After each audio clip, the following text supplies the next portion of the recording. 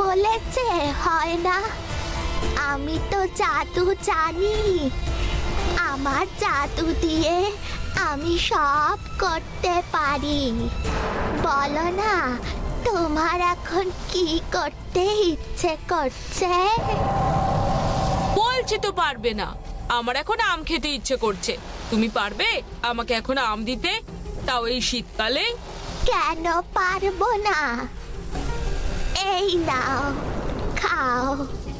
আম! তোমার কাছে এ আম কোথা থেকে এলো গো?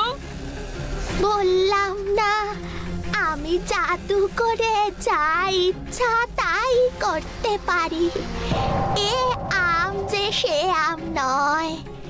তুমি এই আমের আটি যেখানে ফেলবে সেখানেই আস্ত একটা আম গাছ গজিয়ে উঠবে, আর সারা বছর সেখানে আম হবে। সত্যি বলছো? এই আমটা খেয়ে তার আটিটা ফেলেই দেখো না। খাও খাও, খেয়ে আটি ফেলো, তারপর আবার তোমার সঙ্গে আমার দেখা হবে, তবে অন্য রূপে।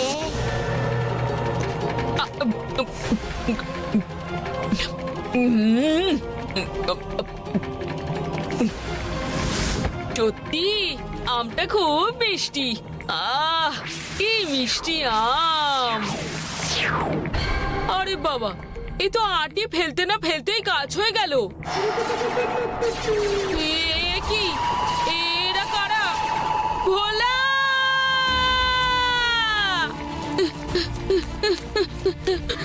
ভোলা!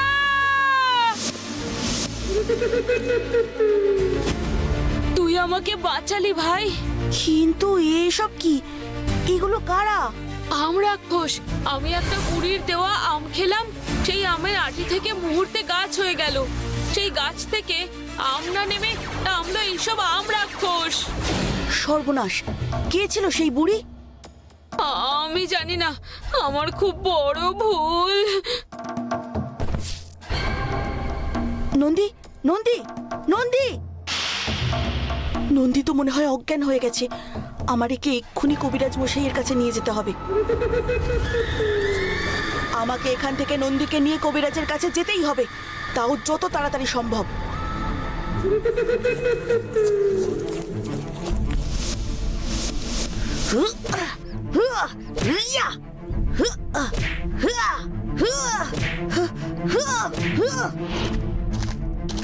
ওই দেখো শিবু দাদা, ভোলা দাদাকে কত আমরাক্ষস ঘিরে ধরেছে। আমরাক্ষস তো গোটা গ্রামে ছেয়ে গেছে। ওর ভয় তো আমি জঙ্গলে যাচ্ছিলাম না, কিন্তু এখানে তো ভোলাকেও ওরা ঘিরে ধরেছে। এখন কি হবে? আমার কিন্তু খুব ভয় করছে। ভয় পাওয়ার কিছু নেই, আমি একাই এদের তাড়িয়ে দিচ্ছি। মহেশ, নন্দীকে পিঠে নিয়ে শিগগির কবিরাজ মশাইয়ের বাড়ি যা, আমি এদের সামলাচ্ছি। বকুল, তুই মহেশের সঙ্গে কবিরাজ মশাইয়ের কাছে যা। নন্দী অজ্ঞান হয়ে গেছে। কবিরাজ মশাইকে বলবি জাদু আম খেয়ে ওর এই অবস্থা হয়েছে। তাড়াতাড়ি যা।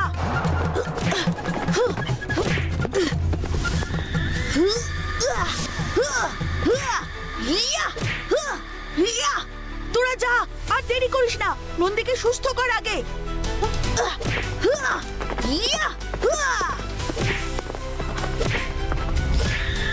এদের এত মারছি তবে এরা মরছে না কেন? তার মানে এদের সবার কি প্রাণ অন্য কোথাও লুকানো আছে?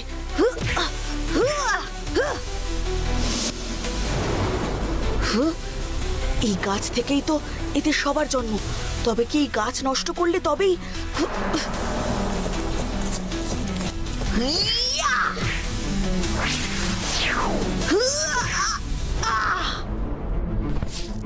তবে তুই সেই বালক, সে মহাদেবের কৃপাধন্য তুই। আজ সবার আগে আমি তোকেই শেষ করব। কি কবিরাজ মশাই, নন্দী দাদার শরীরটা এমন কালো হয়ে যাচ্ছে কেন? বিষ, মারাত্মক বিষ ঢুকেছে রে ওর শরীরে বকুল।